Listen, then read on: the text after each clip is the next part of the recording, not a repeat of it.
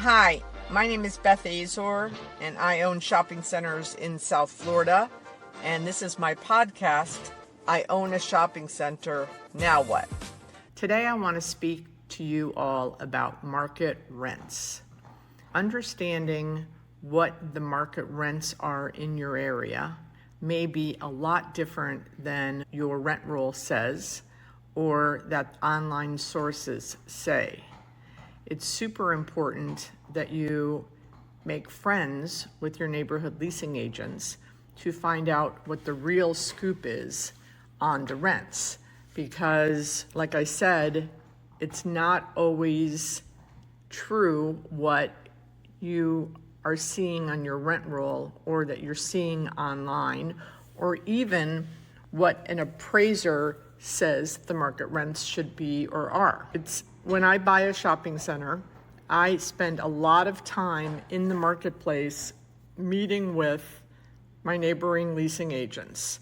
So the first thing I do is I drive through the market and I identify what I feel is my competition. So for example, if I have 42,000 square foot strip center across the street from an 800,000 square foot Gorilla Power Center, the competitive spaces may be the 1,200 square foot space that's available that used to be an ice cream store.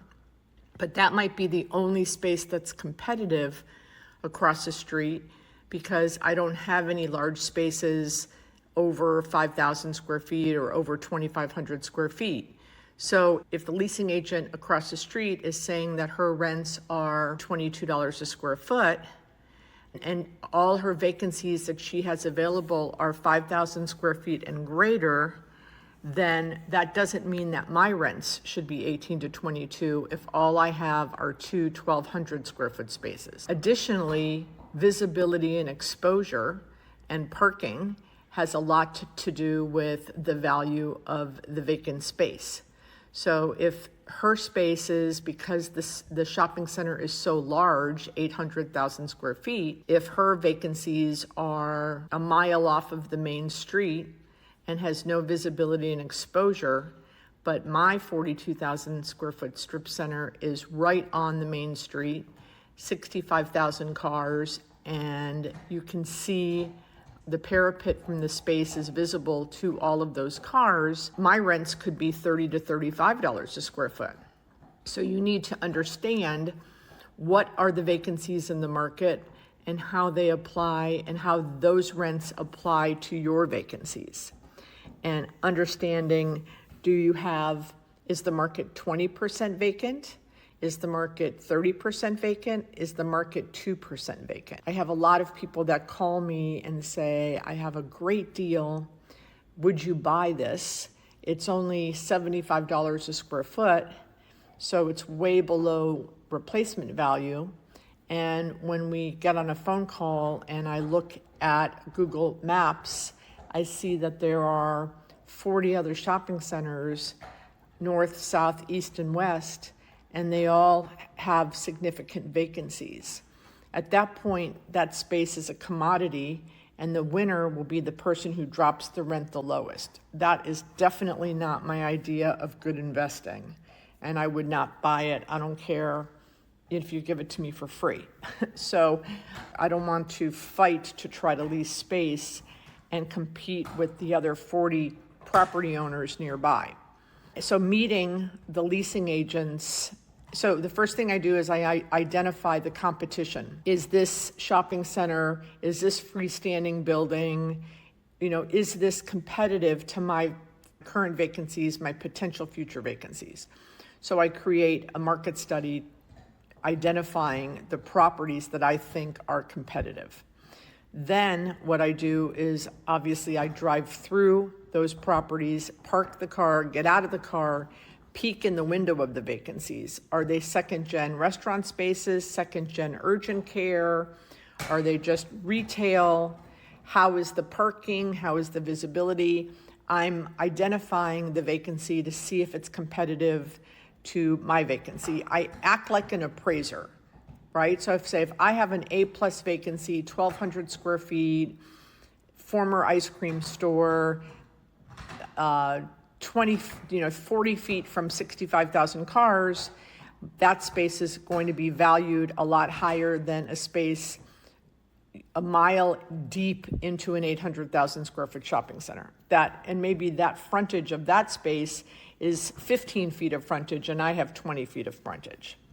So once I go through the competitive set physically, in my car, driving through, parking, walking, checking it out, then I check out to see if the property owner has a website. And I want to go look at the website and see all of the information the website has on the strip center or the power center. It may have quoted rental rates. It may have the CAMs. So I check that out. And then thirdly, I send an email to the leasing agent if I don't know them. And I say, dear leasing agent, I just bought this shopping center across the street from you, down the street from you. I have 2 vacancies. They're 1,200 square feet. One's a former ice cream. And I see that you have 4 vacancies and the rental rates posted on your website are this. When I visited the shopping center, I saw 5 vacancies. Is that 5th vacancy leased? Can you give me any additional information? And oh, by the way, I'll be in town in a couple weeks. Would love to buy you coffee, grab a few minutes and just share information about the market. So the goal is to try to meet them in person. Sometimes they are not local. And then what I'll try to do is meet them at a future ICSC or Retail Live because I really want to get a relationship with that leasing agent. Sometimes it's the owner, sometimes it's the owner's grandson, sometimes it's a REIT that has a leasing agent and then maybe they change leasing agents often. But my goal is if I'm going to own this asset, the other leasing agents in my market, in my competitive set of, let's say, 5 to 10 shopping centers, it's super important that I have a really great relationship with them, that I can pick up the phone and call them and get information quickly. So I send that email and I hope to get a response. And then I can follow up with a phone call. But again, I identify the competitive set, I drive it, I walk it, I look in the vacancy windows, I go to the website if there is one, I compare the website information with my physical assessment, then I send an email to the leasing agent, and then I follow up with a phone call. And hopefully all of that due diligence starts to create the relationship that is super necessary when you own a shopping center in a market. Then once I collect all of the data, and I tell the leasing agents that when I'm done with the market study, I'm happy to share it.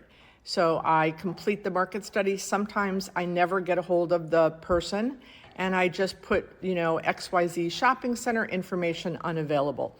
And I send that to the person also that did not return my phone calls, hoping and guilting them into maybe next time they give us some information. And then I evaluate, okay, the rent roll for my property that I just purchased, the highest rent is 22.